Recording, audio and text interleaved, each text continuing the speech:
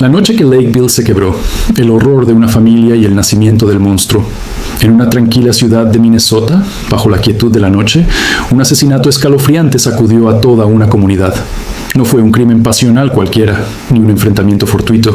Fue un acto brutal, premeditado, lleno de violencia indescriptible, perpetrado por alguien que una vez compartió sangre con su víctima.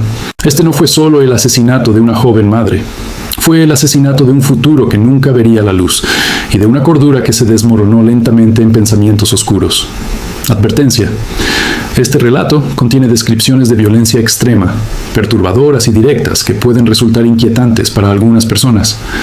La intención al presentar estos hechos es informar con la mayor precisión posible sobre una tragedia real.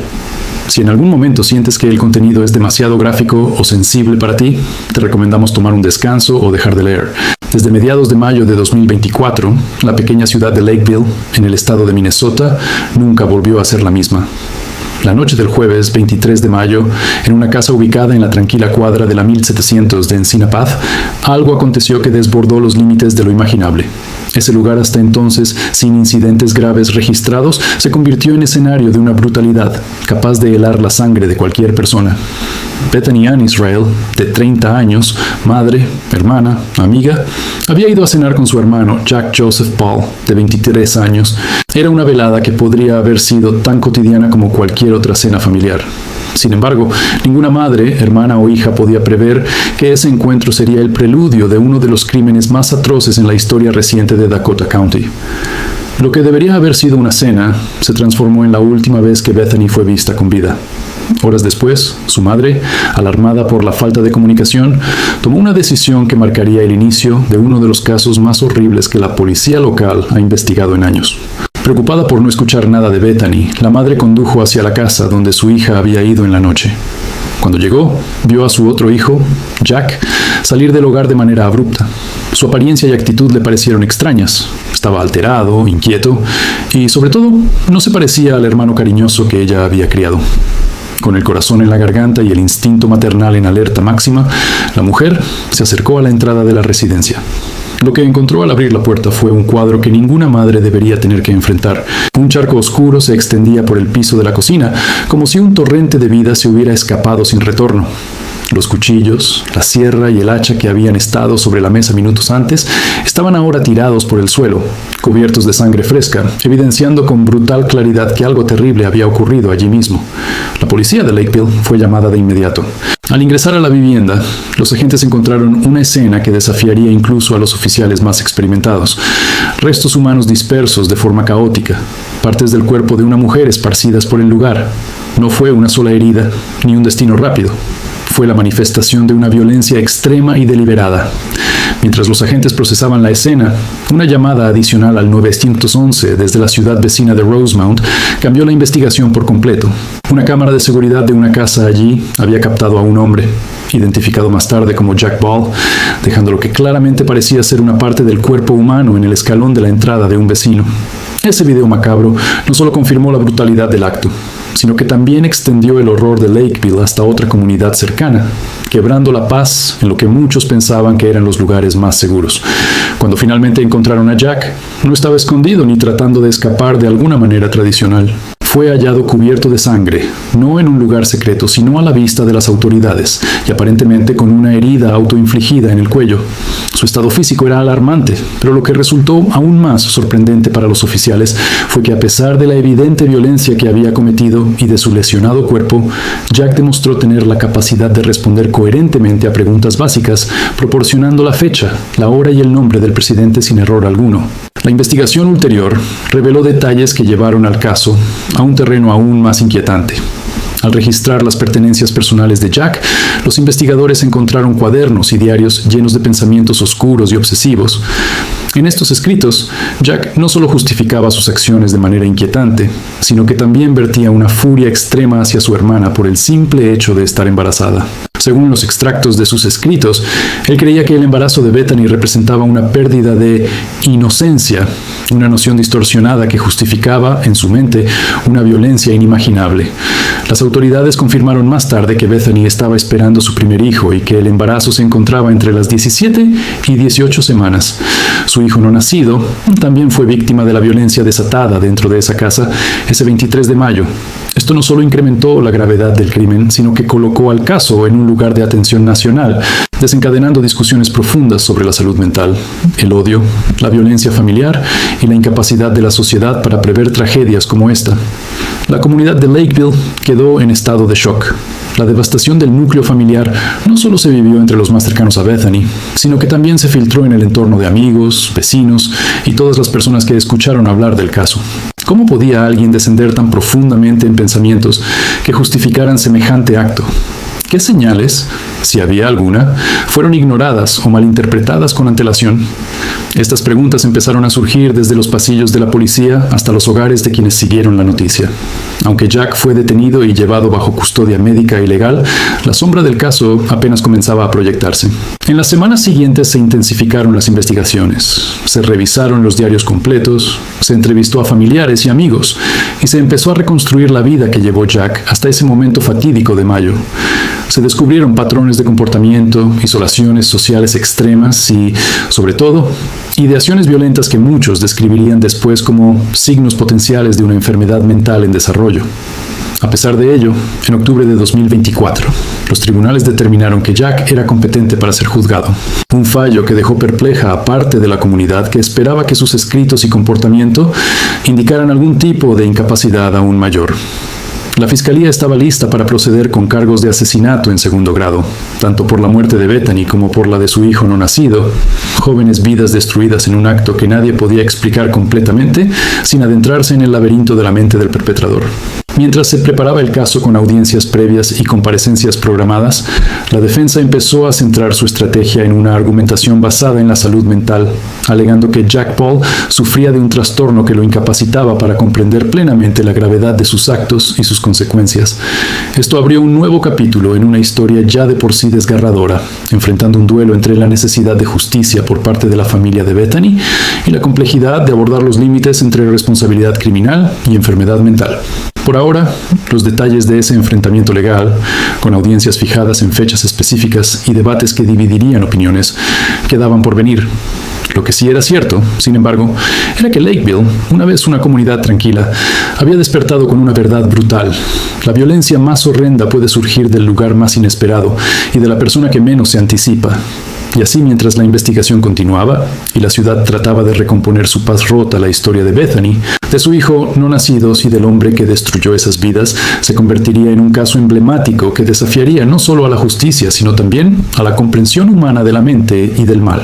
Desde el momento en que Jack Joseph Ball fue detenido, el caso dejó de ser únicamente una investigación criminal para convertirse en una pesadilla legal, psicológica y social que se extendería durante meses.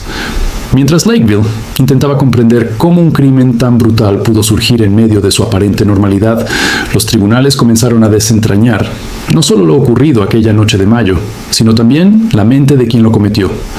Ball fue ingresado inicialmente en un centro médico bajo custodia policial. La herida que él mismo se había provocado en el cuello no puso en riesgo su vida, pero sí evidenció un estado mental profundamente alterado. Desde el primer momento, las autoridades dejaron claro que, más allá de la violencia física del crimen, el caso se distinguiría por un componente psicológico inquietante. Los escritos encontrados en su habitación, sus comportamientos previos y sus declaraciones posteriores no encajaban dentro de los patrones criminales más comunes. Durante las semanas siguientes, los investigadores analizaron cada cuaderno, cada página escrita por Ball.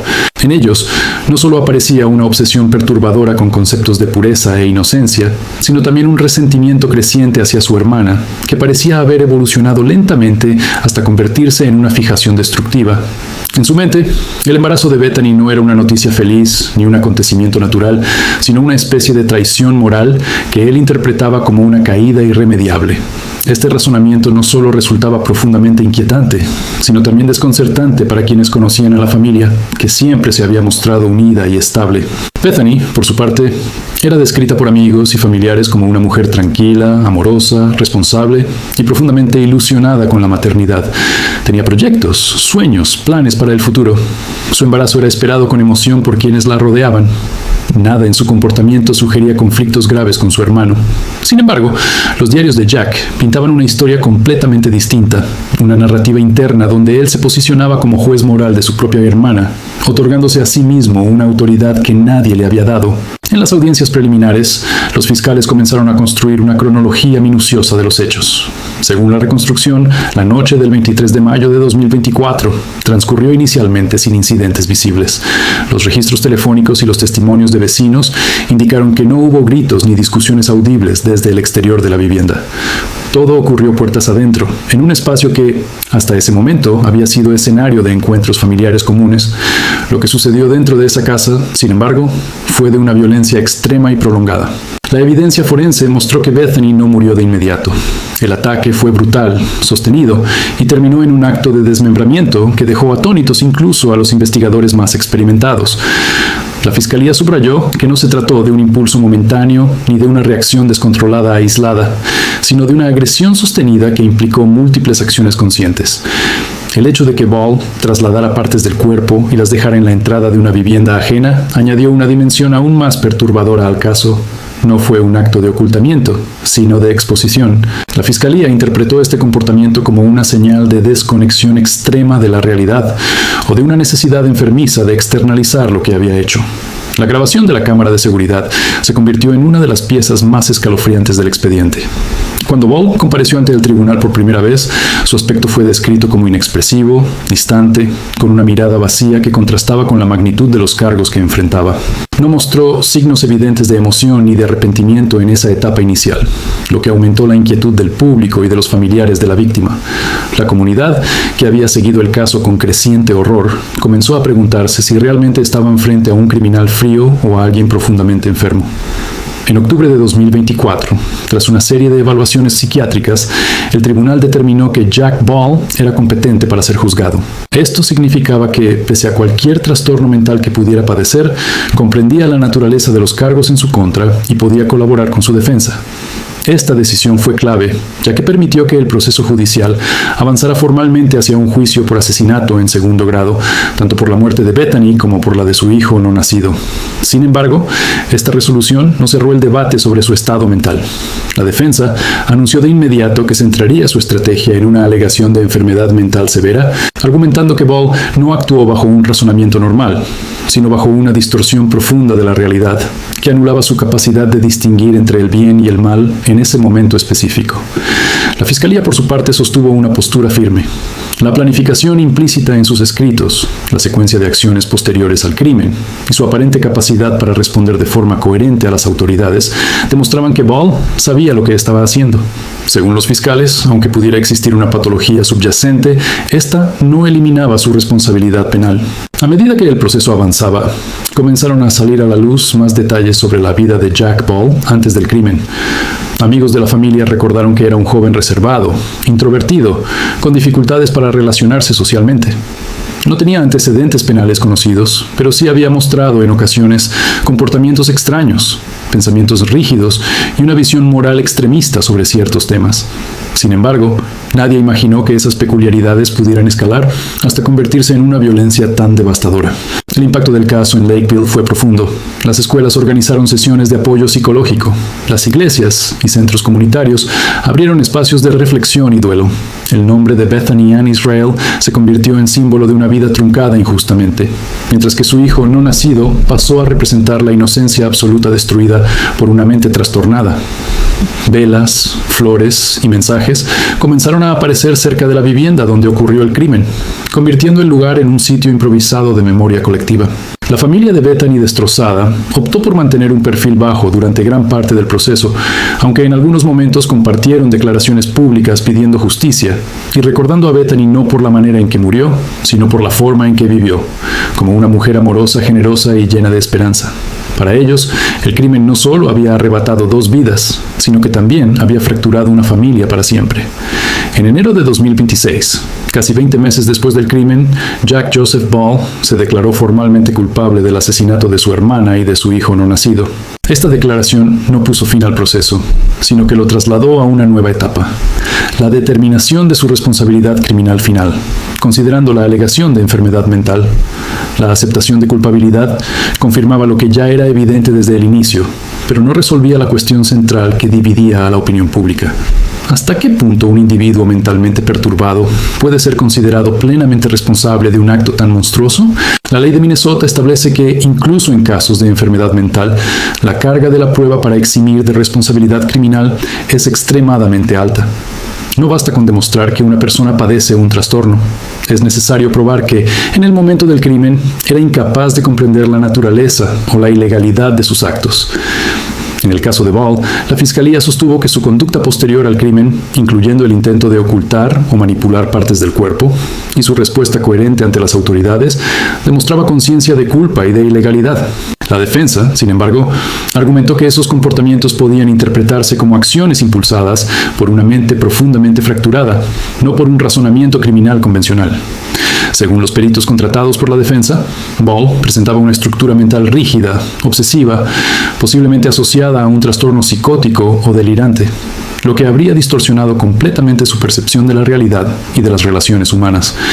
El tribunal programó una audiencia clave para el 21 de mayo de 2026, en la que se evaluaría formalmente su responsabilidad penal definitiva. Aunque la sentencia obligatoria por asesinato en segundo grado en Minnesota es cadena perpetua, el veredicto final sobre su estado mental podría influir en el lugar y las condiciones de su encarcelamiento, así como en su acceso a tratamiento psiquiátrico especializado. Para la familia de Bethany, esta fase del proceso fue particularmente dolorosa. Cada audiencia implicaba revivir los detalles del crimen, escuchar descripciones forenses, enfrentar las palabras escritas por Jack y volver a contemplar la realidad de lo ocurrido. Sin embargo, también manifestaron su determinación de asistir a cada etapa del proceso, no solo para exigir justicia, sino para honrar la memoria de Bethany y de su hijo.